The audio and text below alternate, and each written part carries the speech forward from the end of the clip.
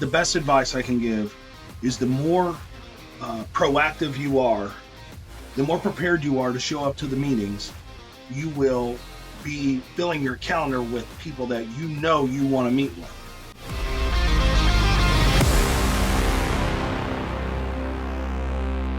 Welcome back to another episode of Digital Dominance. We've talked a lot about different tactics and strategies on the show so far, but many of them cost money.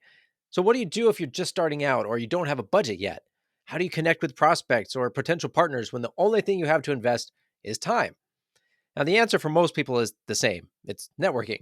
It's an important skill to have, and it can help you grow your business in significant ways if you do it correctly. My guest today is an expert in relationship building. Clay Hicks is the founder of H7 Networks, one of the fastest growing online networking groups in the country. He's also a contributing author to the Sales Fusion book, and he's the man behind the ConnectServe and ASK framework that he teaches to his H7 members. So thanks for being here, Clay, and welcome to the show. Thanks for having me, Jeffro. I've been looking forward to it. Thank you. Yeah, me too. I know with schedules, sometimes it takes a while to get together, but we're here. Yeah. So let's talk about this. I consider networking to be one of the many channels that fall under the big umbrella of marketing. Unfortunately, when many people start networking, they go about it all wrong. They're mainly thinking about themselves with the short-term mindset, looking for what they can get out of it. So can you give us your take on a better way to network? Yeah. So a better way to network. So in what I've learned over the years, Jeffro, is that networking has its place. Word of mouth marketing has its place. Networking is where it kind of all begins. And so the best place to start is to have the greatest possible understanding that you can at the time with the first few steps in it, right? So your first step is going to an event. Your second step is what? To get into a one-to-one, right? And so as long as you have those that two-step down, focusing your energies around going to the event, inviting somebody to the one-to-one, and then doing a one-to-one focused around earning trust with each other are the two very practical, simple steps that you would begin with. Can you talk a little bit about your framework, the ConnectServe ASK framework, and how that applies? Yeah, I can. So ConnectServe and ASK, first of all, I'll just share a brief short story where it comes from. It took me 3,000 one-to-ones to develop that. That took me 4 years to accomplish. Okay, so ConnectServe and ASK comes from a very special place. And so ConnectServe and ASK, high level objective is it's a communication strategy around focusing on earning trust with others so that like and no follow. Now, I understand that that's very high level, but the simplistic view is connect, serve, and ask. Following those three fundamentals enable you to connect with the other person, right? Serve the other person, and then ask of the other person. And every element has a process, and part of it, of course. For example, connecting, you should focus your time around active listening. Like that's one thing, like if you were to do is make sure you're doing a good job of active listening and asking open-ended questions. That allows you to connect. Serving. So serving is literally seeing how you can help the other person, right? I don't know if you know this, but the average person doing a one-to-one, serving is like the last thing that really happens, okay? And a lot of that stems from just not knowing what you don't know. But that serving piece is vital to you being able to earn somebody else's trust, okay? Asking. When you're the one serving, you also need to make sure you ask. And for the altruists in the room that might be listening, it's important that you do ask. And you ask so that you give the other person a chance to earn your trust. You're not doing it selfishly. You're trying to do it mutually beneficially so that both people have an opportunity to earn trust. Hope that was simple enough. Yeah, no, that's great. And my next question, though, is because you touched on it, right? People go into it with the ask mentality first, right? What do I get out of this? But what about when business is slow? They feel like they need to get more clients ASAP. How do you get people to make that mental shift? Oh, oh man, that's a good one. So somebody is desperate for business, more or less, is what we're talking about here, right? Like I got to close a deal, I got to feed my family, whatever that is. This is that one thing that you cannot crunch. You have you. It's like breathing. Like you have to breathe every day. And so the mindset really, if you go into it, that mindset you have to maintain is I'm trying to earn their trust. I'm trying to earn their trust. Okay. And I know that sounds really funky and a little uh, cultish. That's not what I'm getting at, but the service to that other person, like that mental, like you have to have that mindset. If you don't, then your one to one can turn out to be very transactional. It's kind of like how do I say this the best I can? So, like, if you want to grow your business by the end of the year, there are certain steps that you have to take, right? You lay out a plan, you lay out a strategy, this, blah, blah, blah, blah. If you deviate from that process and you start, you know, crushing things on your table with a hammer, you've destroyed something. So it's the same kind of concept. Mindset has to be I either am trying to earn another person's trust or I may not get another shot. And this person may actually be able to help me. So I have to like slow things down, have a positive mindset the best I can going into it. Right. So beforehand, just take stock of where you're at, set your desperation aside for a moment, focus on how to best approach this person and serve them. And that way it'll be a good interaction and hopefully move things forward. Yeah. On top of that, you want to be prepared. You almost have like this expectation if you're earning somebody else's trust or delivering a connect, serve, and ask one to one, you expect to gain value from also being in there. And that helps you by being prepared. So, yes, mindset shift is there, but your other mindset is I need to be prepared for this meeting. So I think it's pretty obvious that if both people go into a meeting with that mentality, it's going to be a great meeting. What if the other person doesn't know this framework and you're trying to connect with them and serve them and they're not in that mindset?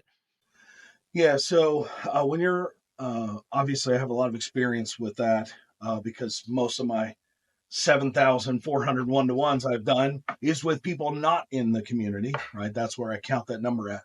And so being prepared, so when you're with somebody else that doesn't know that framework, there is a mindset of making sure that you're managing that conversation. Okay. Managing that conversation. And there are certain things that you can do that can help you do that. Okay. So, for example, if you and I are in a one to one, connecting is going to happen. That's like a given. So you understand. Everybody kind of understands that you're going to talk in the beginning, right? Yeah. When it goes to serve, or let's skip that part. If somebody comes at you and they just try to start selling you during that connection time, and they like, oh, I do this and I do that and I do this. Would you like to buy this, more or less? The way in which you handle that is one of the key things you can say is, well, we're not here to do that. I'm here to get to know each other with you, get to know you better, and see how we can help each other. That is one comment that you can make and really manage and guide that conversation. All right. That's helpful. And next question is, in your opinion, what's a successful outcome from a networking interaction? So there's obviously the group meetings where, okay, maybe trying to get a one to one, but then there's individual one to ones. If you're just trying to connect and build that trust, what's the next step? How do you know you did it right, or how do you measure yourself on that? Yeah, yeah. So, uh, number one, did you have something to do to follow up with from that one to one with that person?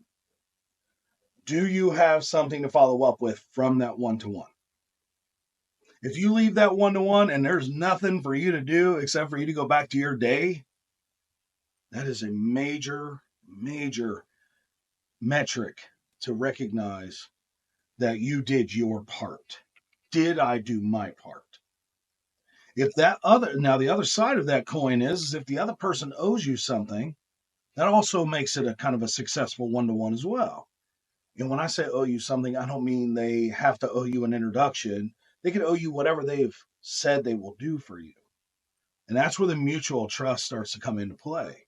So I did my part during trust, but did Jeffro? Right? Did Jeffro have something for me as well? Is there something he said that he would do for me or do with me or whatever that is? So it's basically anything that you need to follow up with after that one-to-one is how you can kind of gauge that success. Gotcha. Yeah. So if you're like, okay, nice meeting you, bye, and you go your separate ways, okay, that was kind of a loss and a waste of time. Yeah, yeah, it is 100%. Yeah, yeah, Now, there's another, as we're talking about this, so the obvious outcome at some point is more business, right? It's what people a lot of think about with networking, right? But you could also get referral partners, and you use the term champion a lot to describe someone who brings you business. So, is a champion the same thing as a referral partner, and how do you kind of create that relationship? yeah. Good question. So, champion is our own relationship, my own relationship concept, and that is a relationship concept based on word of mouth marketing. Referral partner is more of a relationship concept around networking. Okay. Okay. So, a referral partner and a champion are different. A referral partner is somebody you have built trust with. There's mutual trust that has been earned. One's not better than the other, and I'm not claiming which one is better. But the referral partner and the champion, both you've built trust with. The difference between the two is the unpredictability around the referral partner. And in the champion relationship, you actually have the ability to develop predictable results from that relationship by following our processes and our agendas and all that. Awesome. And you have trainings for that when people become a member. Yeah, we do. We do. So we have 7 hours worth of word of mouth marketing training that our members can take. Awesome. S what about, there's so many options for networking groups, right? There's BNI, there's H7, there's thousands of them, right? You can Google it and find a whole bunch, some in person, some are virtual. So, in your experience, is it better to focus on just a few networking groups consistently? Is it better to cast a wider net, go to as many groups as possible? What's your recommendation for someone being effective when it comes to a networking approach to business? Yeah, I definitely encourage you to belong to more than one group. Okay. Now, I know finances come into play and budgets come into play as well, but I highly recommend you're in more than one group. And on top of that, free groups are fine, but you got to find the right ones because not everybody has the same everybody has the same level of investment, which is nothing except for time. Right. Well, time can be a big investment too, right? And that's something you have to factor in. And so, like in B2B person such as yourself, you may be just fine in a group that's kind of mixed, right? Because you have your realtors, your mortgage brokers, your contractors, things like that. If it's an in person, or more of a mixture of B2B and B2C. Some folks, like a fractional, is going to have a little bit harder time or can have a little bit more challenges around what groups to form or to participate in. So it just depends on the type of profession you're in. But I would definitely recommend a couple groups, 2 to 3. Awesome. Yeah, and that makes sense. But it is something you have to be aware of is your calendar, right? So you'd want to avoid filling up your calendar with one-to-one meetings that end up feeling like a waste of time, where you do you walk away without any action items, probably because you didn't want any. And like, why did I meet with this person? I think sometimes for people in certain groups, they might have metrics that they're trying to hit. So their goal might be 10 one-to-ones rather than connecting with each person. And so they're just going to schedule a meeting with you, even though it doesn't seem like it would be a good fit. So how do you avoid that pitfall? Well, so if you are one that is getting the best advice I can give is the more proactive you are, the more prepared you are to show up to the meetings, you will be filling your calendar with people that you want to meet with, the types of professions, of course. If you're the one that is getting everybody scheduling with you and they're being proactive with you, you semi lose control of that, right? So the more you are putting out energy of who you want to meet and executing your mindset and or yeah, executing your plan. Sorry, executing your plan of I'm going to go to this group. my goal is this many one-to-ones, you're going to mitigate some of that accidental people just scheduling with you because you're not being very proactive and intentional. Yeah, and I think at the beginning when you're given your intro of who you are, that's when you can say instead of, "Oh, I'm just looking to meet people," you say, "I'm looking to meet accountants in Massachusetts," right? Something specific. Yep. Yeah. When you get in there, based on the words you say, now we're talking about inside the experience. If you say, like you say, you're looking for accountants. Well, if you say you're looking for accountants and people have those accountants for you or whatever, like you spoke that into infamy, you said the word. So if somebody over here that is a whatever, name the profession, wants to do an introduction or doing one to one with Jeffro, they're probably going to say, "Hey, would you be open to doing a one to one?" Because they heard what you said, so they'll respond according to what you say. Nice. And that brings me, I wanted to ask you, you have on your LinkedIn banner, there's a quote that says, "Intentionality feeds your pipeline." Can you share a story or a case study that demonstrates how that plays out in practice?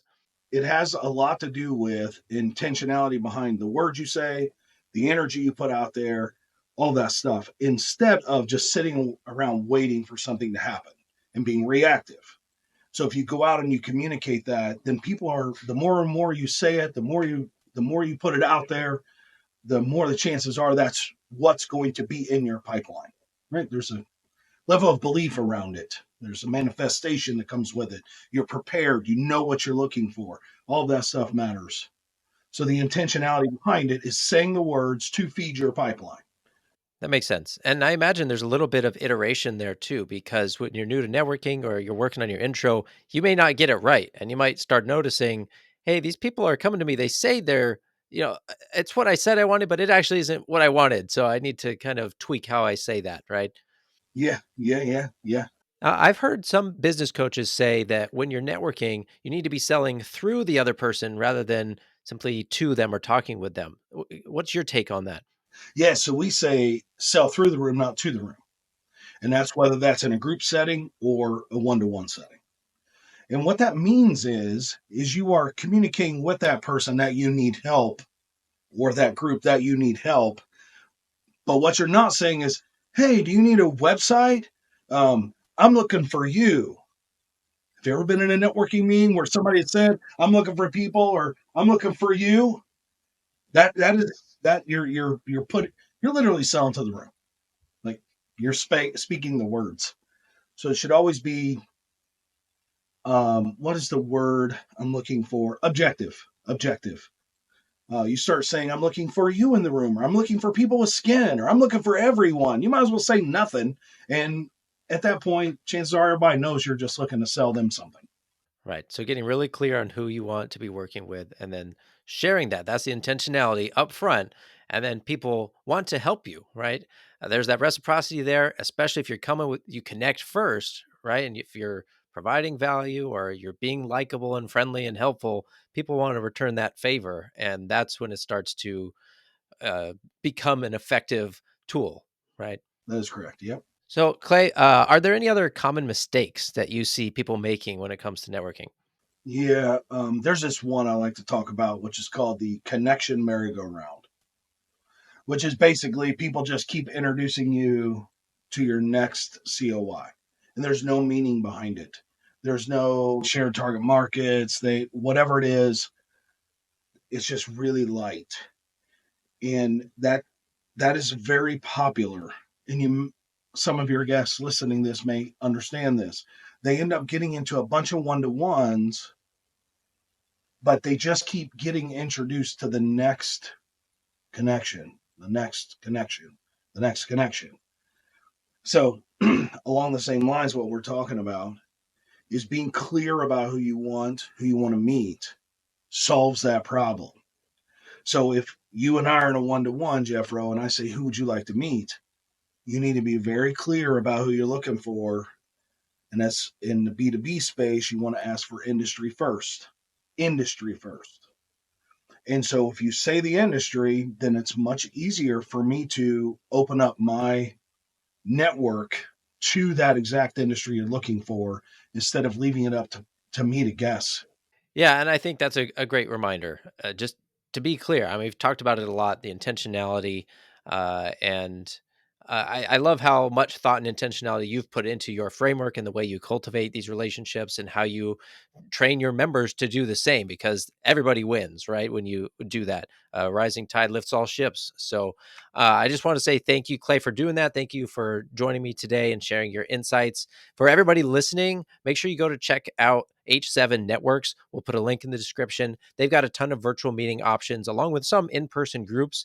And they even let you check out a couple of meetings for free before you have to become a member. You've got nothing to lose. And I can tell you from experience, it's a great group of people who are very eager to connect and serve each other. They do play this out and follow this framework very well. So, Clay, do you have any closing thoughts that you'd like to leave us with?